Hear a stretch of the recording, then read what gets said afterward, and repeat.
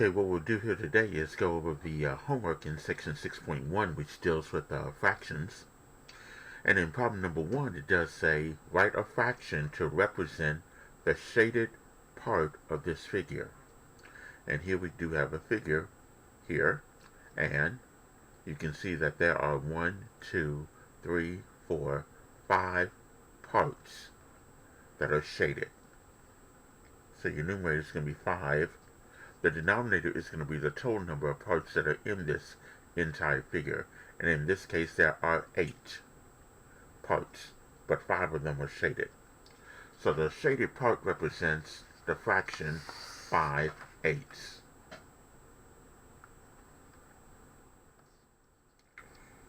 Okay, problem number 2. For each of the following, you're going to write 3 fractions equal to the given fraction. And here, part A is 4/5, part B is negative 12 over 13, part C 0 over 1, and D is A over 3. So here we're going to look at part A first. So here we're going to find 3 fractions that are equivalent to 4/5, and we're going to enter the correct numerator to match the new denominator.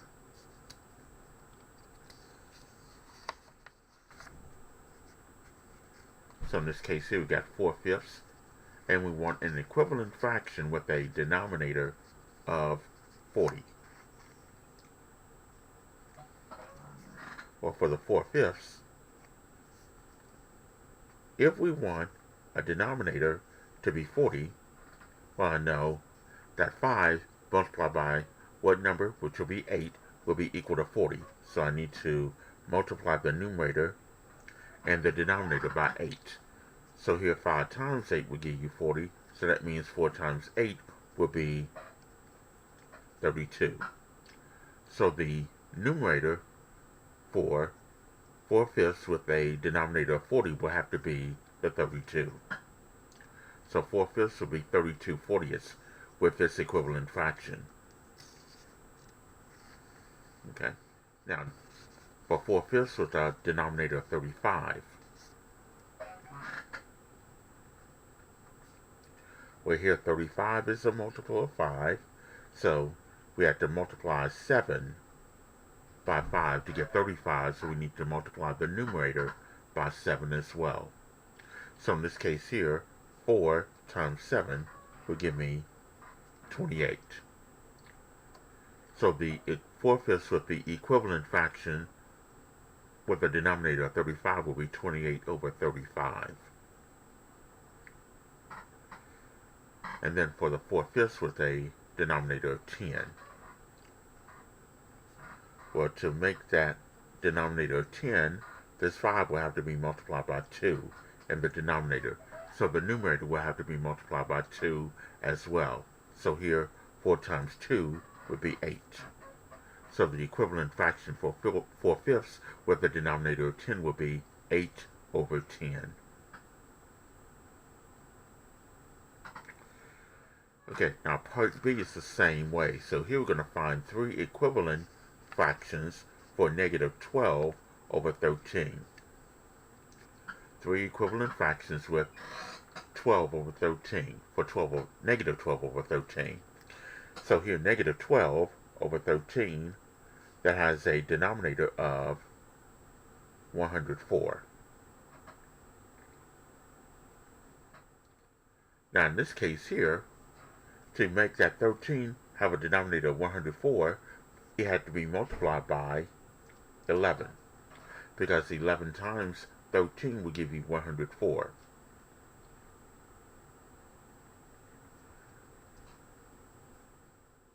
No. My apologies. It's not 13 times 11 that will give you 104. It has to be 13 times 8. Okay. So let me correct that. Or you can divide 104 by 13, that would give you the 8. So the numerator will have to be multiplied by 8 as well. So here, negative 12 times 8 would be a negative 96. So negative 12/13 an equivalent fraction with 104 as its denominator will be negative 96. Okay. Now for the negative 12 over 13, equivalent fraction with the denominator of 91, where here 13 times 7 will give you 91. So I need to multiply the numerator and the denominator by 7. So now negative 12 times 7 will give me the negative 84. So negative 12 over 13 with a equivalent fraction with the denominator of 91 would be negative 84 over 91.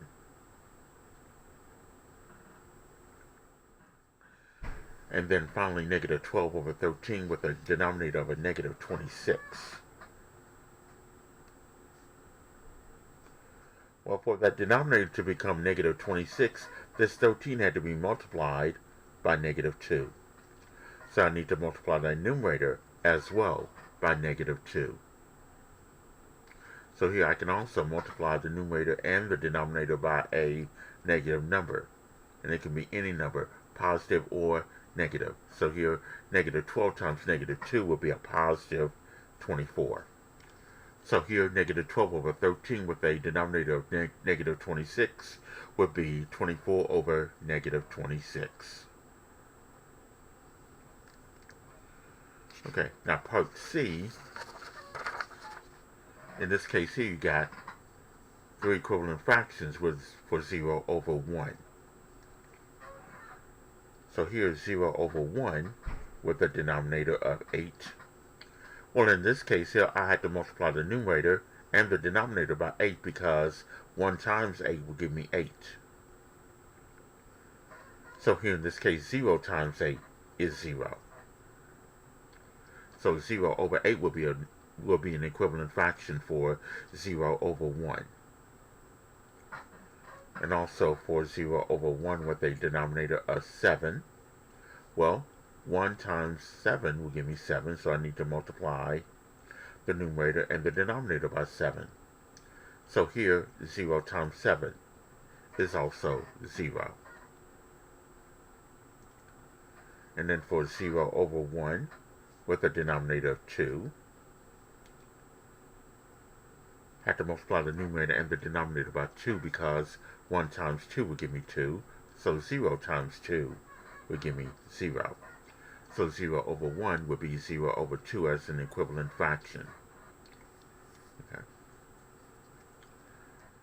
And then part D, you got a over 3. You're going to find three equivalent fractions for a over 3.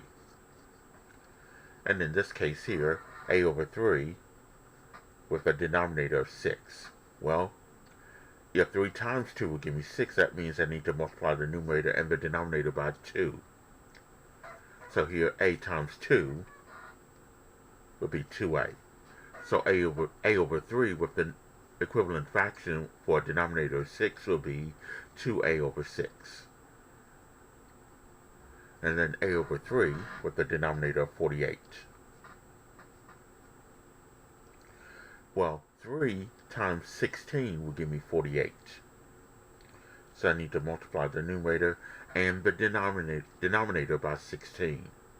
So 16 times the a is 16a. So here 16a over 48 will be an equivalent fraction for a over 3. And then the last one, a over 3 with a denominator of 54. Well, in this case here, 3 times 18 will give me 54. So I would need to multiply the numerator and the denominator by 18. So in this case here, the 18 times that a will be 18 over a. I mean 18a.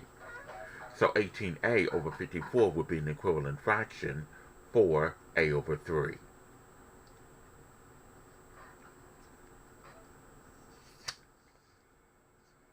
Okay.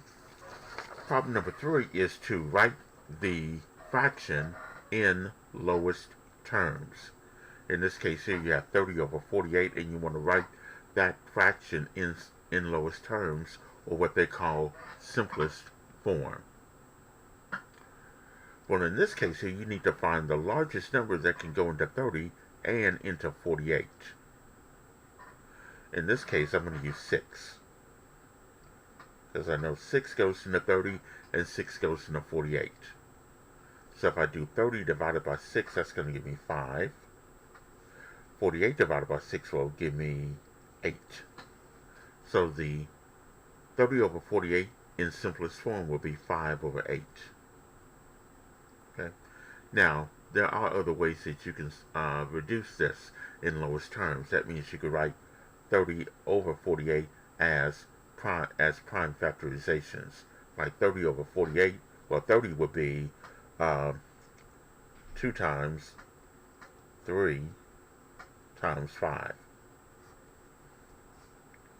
And then 48 would be 2 times 2 times 3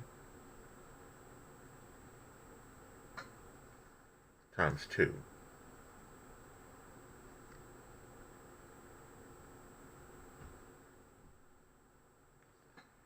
Times 2. Okay? Because 2 to the 4th, that's 16, and then times 3 will be 48. And then divide out a 2, and divide out a 3. In the numerator, you're left with a 5. In the denominator, 2 times 2, which is 4, times 2, which is 8. So that would also give you the 5 over 8 as the fraction in lowest terms. Now for number 4, we got 162 u to the 5th, z to the 5th, divided by 12, u to the 2nd, z to the 7th. With this one, we can write the 162 as a prime factorization. I'm going to go and do this off to the side because I want to find prime numbers for 162.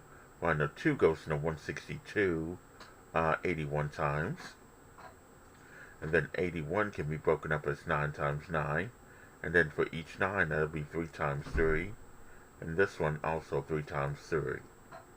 So 162 as a prime factorization would be 2 times 3 times 3 times 3 times 3. And then u to the 5th, that's u times u times u times u times u, because u is used as a factor 5 times. Z is also used as a factor 5 times as well. So I'll write z times z times z times z times z. And all this divided by 12 can be broken up as a prime factorization of 2 times 3. U squared will be u times u. Z to the 7th will be z times z times z times z times z times z times z. And then we can divide out some of these terms here in the numerator and the denominator.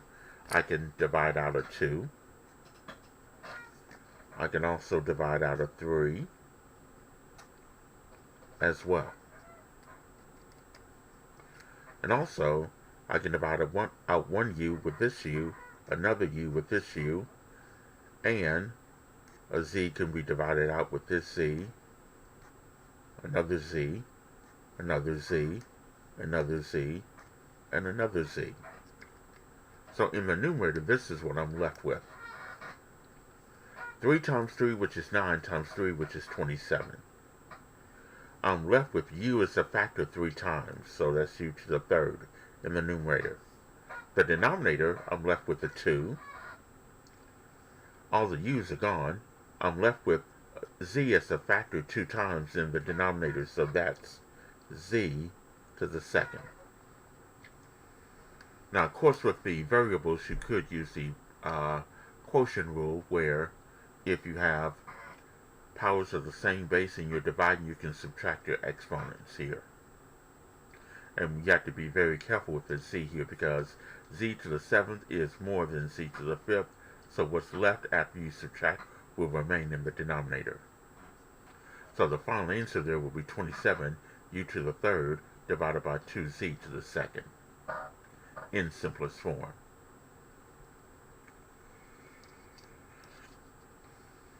Alright, number 5. Determine whether the following pairs are equal. Determine whether the following pairs are equal. In part A, you got 10 13ths and 90 over 143.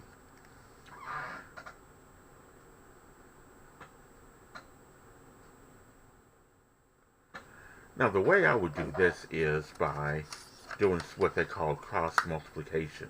In other words, I'm going to cross multiply with the 10 and the 43. So I have to do 10 times 143, and then I'm going to have to do 13 times 90. They both have to be equal. Those cross products has to be equal in order for the fractions to be equal as well. So if I do 10 times 143, that's going to give me 1,430. And if I do 13 times 90, that's going to give me 1,170. So as you can see here, these cross products are not equal. So that means that the fractions 10 13ths and 90 over 143 are not equal.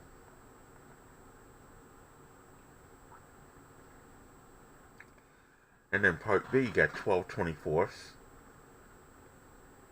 and 36 over 72. And we want to find out, are those fractions equal to each other? Well, we can do cross products here. Do 12 times 72. And that will give you 864. That's this cross product here. That'll give you 864. And then do 24 times 36. That also gives you 864. So as you can see here, those cross products are equal to each other. When I did 12 times 72, that gave me 864, and 24 times 36 also gave me 864. So here I can conclude that those fractions are equal. Now you could reduce 12 over 24, that would give you 1/2. And also 36 over 72, if you reduce that, that also gives you 1/2. So here you can see 1/2 does equal to 1/2. So those fractions, again, are equal to each other. Okay, problem number 6. Find a value of x such that 16 over 8 is equal to negative 8 over x. So here we have a proportion that we're going to solve for x. And to do that, just like we did in that last problem, we're going to cross multiply. So in other words, we're going to do 16 times x. That will give me 16x. And then that's going to be equal to 8 times negative 8. And that will give me negative 64. So 16x is equal to negative 64.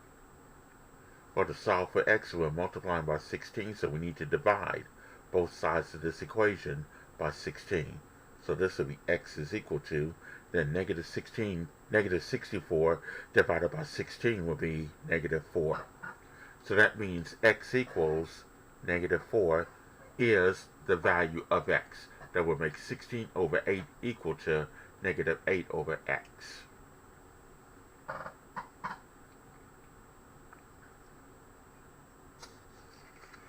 Alright, problem number 7. For each of the following pairs of fractions, replace the comma with the correct symbol, either less than, greater than, or equal to.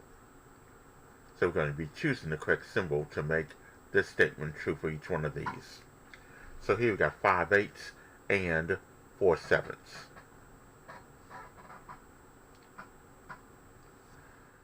Here I would do cross products here. First of all, I'll do the cross product from the upper left to the lower right. So if I do 5 times 7, going this way, that will give you 35. And then if I do 8 times 4, going this way, from the lower left to the upper right, that will give me 32. Now compare this cross product to this cross product. As you can see, 35 is greater than 32. So that means that 5/8 will be greater than 4/7.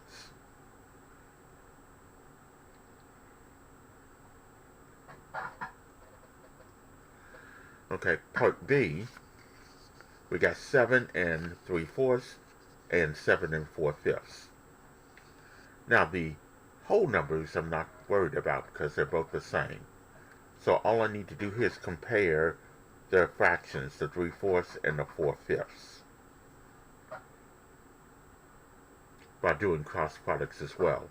So if I do 3 times 5, that's this cross product, that will give me 15. And then if I do the cross product of 4 and 4, 4 times 4, that will be 16. Compare those cross products. 15 is less than 16. So that means 7 and 3/4 will have to be less than 7 and 4/5.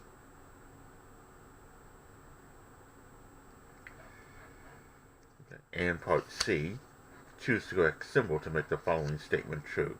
Now here we got -5 over +7 and -3 over +5. Okay, now if we do this cross product of -5 times 5, that's -25. And if I do this cross product, 7 times -3, that's -21. Now I have to compare -25 and -21. If you look at -25, that's further to the left of 0 than -21 is. The farther you go to the left, the numbers get smaller and smaller and smaller. So -25 will have to be less than -21. That would mean -5 over 7 will have to be less than -3 over 5.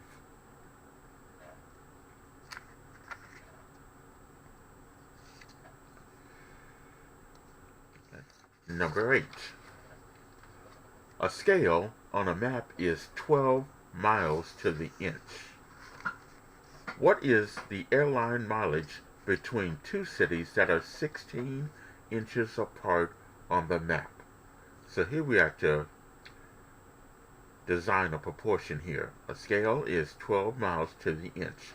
So here that ratio is going to be 12 miles